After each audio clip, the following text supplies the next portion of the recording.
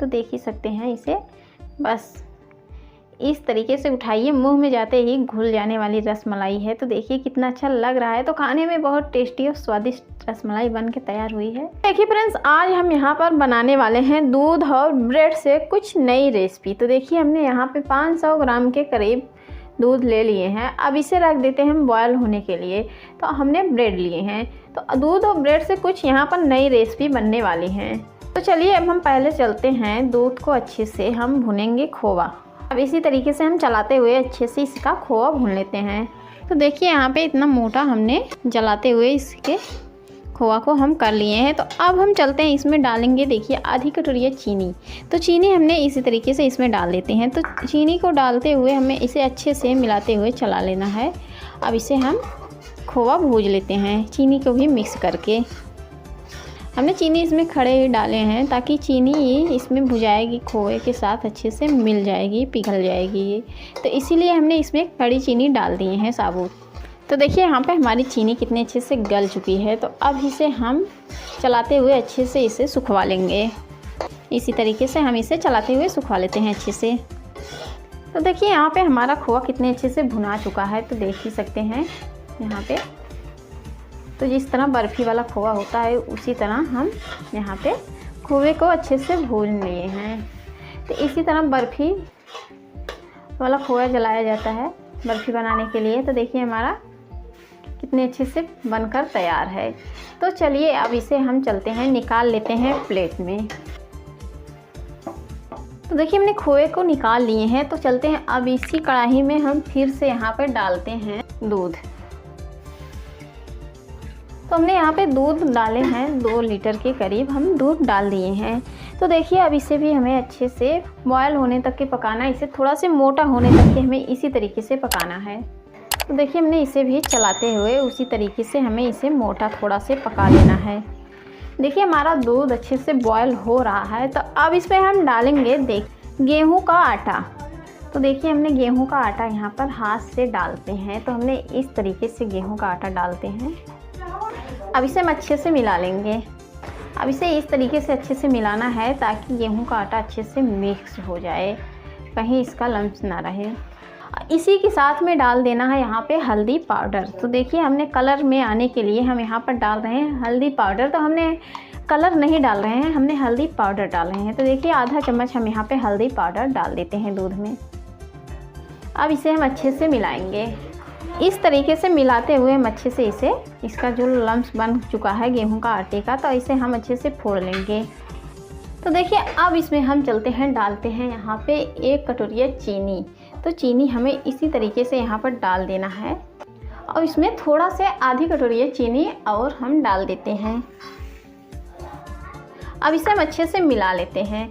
अब इस तरह से हम इसे मिलाते हुए अच्छे से इसे बॉयल करेंगे जब तक ये चीनी पिघल न जाए अच्छे से, तब तक हम इसी तरीके से इसे बॉयल कर लेते हैं। थोड़ा देर की 1 से 2 मिनट तक के इसे हम और पकाते हैं। तो देखिए यहाँ पे हमारा मिल्क शेक बनकर अच्छे से तैयार हो चुका है। तो चलिए अब इसे हम चलते हैं, गैस को बंद करेंगे। अब गैस को बंद करने के बाद इसे हम छोड़ देते हैं ठंडा होने के लिए। तो चलिए अब हम चलते हैं यहाँ पर दूसरी तैयारी कर लेते हैं। तो देखिए यहाँ पे हमने ढेर सारा ब्रेड ले लिए हैं। तो चलिए अब हम चलते हैं ब्रेड और खोवा। तो यहाँ पर हमने देखिए खोवा भी ले लिए हैं। तो अब हम चलते हैं ब्रेड को इस तरीके से कट करेंगे। तो देखिए हमने इसे चारों किनारे का भाग इसे हम अलग कर देते हैं। इस तरीके से हमें ब्रेड का भाग अलग कर देना है। देखिए इस तरीके से। तो इसी तरह से हमें सब ब्रेड का भाग अलग कर लेना है। तो देखिए जो थोड़ा सा टूट रहा है ना, तो चलिए अब इसे भी हम दिखाते हैं कि यह टूटेगा भी नहीं। इसे हम पहले हटा लेते हैं।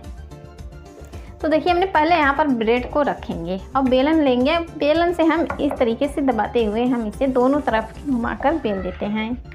तो देखिए कितना मुलायम हो चुका है। तो देखिए हमने सब ब्रेड को कट कर कर रख लिए हैं। तो चलिए अब हम इसे पहले कट करते हैं इस भाग में। देखिए हम यहाँ दोनों किनारे से कट कर लेते हैं। इस तरीके की हमें इसे कट करना है। तो हमने इसी तरह सब ब्रेड अच्छे से कट कर लेते हैं। अब देखिए हम यहाँ पर ब्रेड को रखते हैं। इस तरीके से हम ब्रेड रख लेते हैं। तो हमने जो यहाँ पर खोवा लिए थे, तो अब हम चलते हैं देखिए हम इसके अंदर इस तरीके से रखेंगे।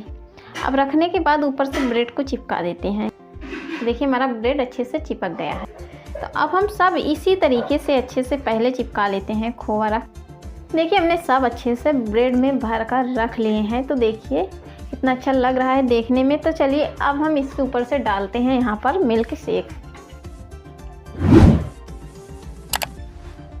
तो देखिए हमने इस तरीके से यहाँ पर डाल देते हैं ऊपर से मिल्क शेक।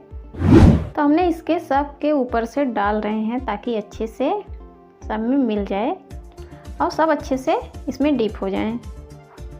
तो देखिए यहाँ पर हमारी रस मलाई बन के तैयार हो चुकी है। तो चलिए अब इसके ऊपर से हम डालते हैं यहाँ पर बादाम कटा हुआ बारीक। तो बादाम पिस्ता कुछ भी डाल सकते हैं। तो हमने यहाँ पर बादाम डाल रहे हैं। तो देखिए देखने में कितनी अच्छी लग रही, तो खाने में बिल्कुल टेस्टी और स्वादिष्ट रस मलाई बन के तैयार हो चुकी है। तो देखिए फ्रेंड्स, अगर इसे ठंडा करना हो तो इसे फ्रिज में 1 से 2 घंटे तक के रख दीजिए। तो एकदम स्पेशल रस मलाई बन के तैयार हो जाएगी। और देखिए इस तरीके से भी कितनी अच्छी रस मलाई बन के तैयार हुई है। तो चलिए तो देखिए अब इसे हम चलते हैं दिखाते हैं तो कितनी मुलायम रस मलाई बन के तैयार हुई है। तो देख ही सकते हैं इसे, बस इस तरीके से उठाइए, मुंह में जाते ही घुल जाने वाली रस मलाई है। तो देखिए कितना अच्छा लग रहा है। तो खाने में बहुत टेस्टी और स्वादिष्ट रस मलाई बन के तैयार हुई है। तो देखिए फ्रेंड्स, अगर मेरा वीडियो पसंद आए तो लाइक करना, शेयर करना। अगर चैनल पे नए हो तो प्लीज़ चैनल को सब्सक्राइब करना ताकि हम इसी तरह आसानी से मिलते रहें और दूसरे वीडियो में। तब तक के लिए बाय बाय।